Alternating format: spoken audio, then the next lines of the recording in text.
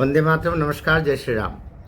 आखिर आमिर खान ने तीसरा निकाह कर ही लिया। शादी नहीं बोलते, शादी तो हिंदुओं में होती है।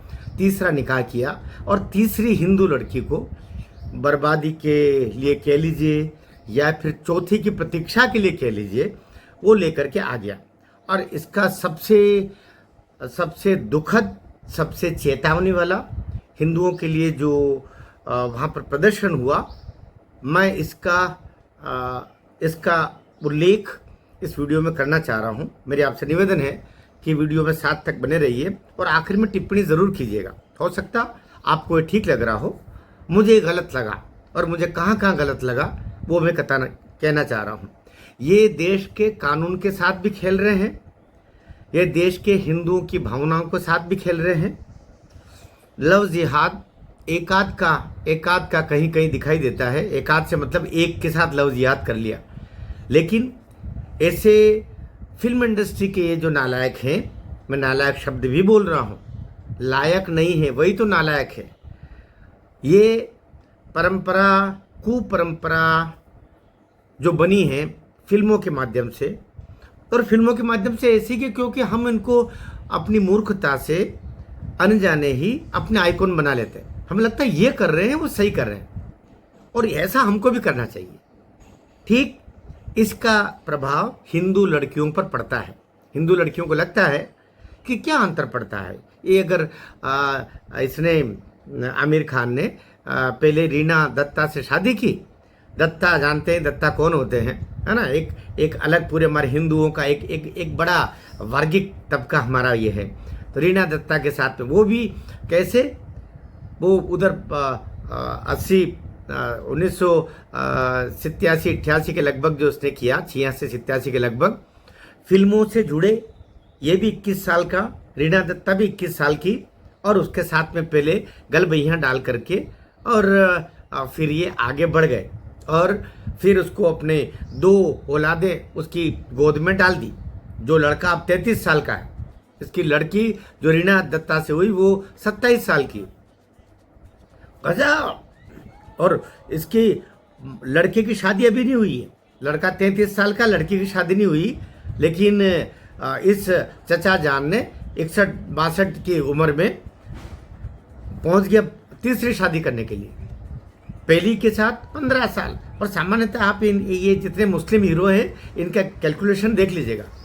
चाहे इधर का आप सैफ अली देख लो, चाहे ये जो बाकी के जो बिरादरी के जो लोग हैं, ये 15-16 साल तक रखते हैं, फिर बदल लेते हैं। इसने भी 15 साल लगभग उसको रखा, 15-16 साल, और उसके बाद में किरण राव इसके जीवन में आ गई। 2002 तक रखा, किरण राव आ गई।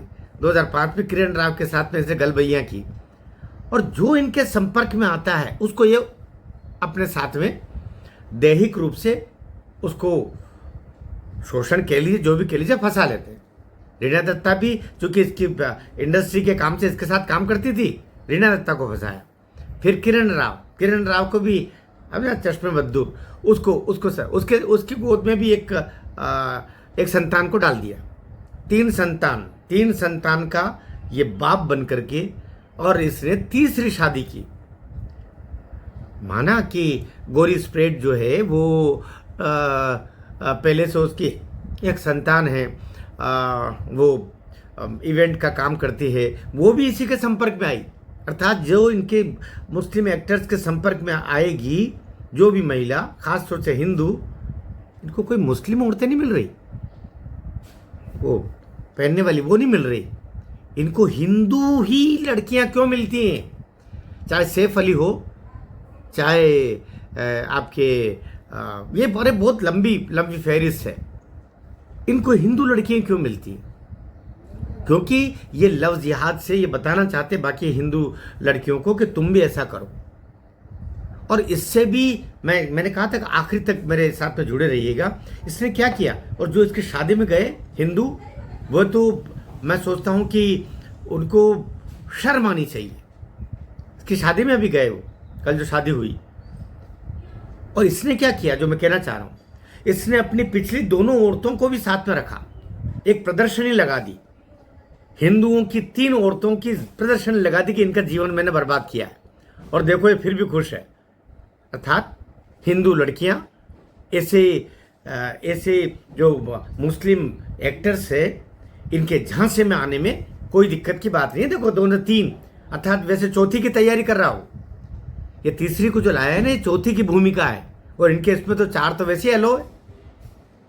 वो जिस तरीके से रीना दत्ता को इधर उधर बाँह पकड़ के लेके जा रहा है, उसके कंधे को छू रहा है, अर्थात इनके बीच में बहुत सारे रिश्ते हैं जो 4 बीवियां रखने पर चारों के साथ संबंध होते हैं।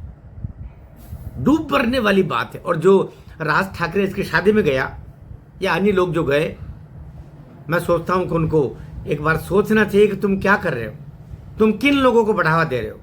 इसलिए मैं इसकी भर्त्सना करता हूं, आपसे निवेदन करता हूं आप भी वीडियो में कमेंट लिखिएगा। अगर ये ठीक हुआ है तो भी, और गलत हुआ है तो फिर शेयर भी कीजिएगा इसको।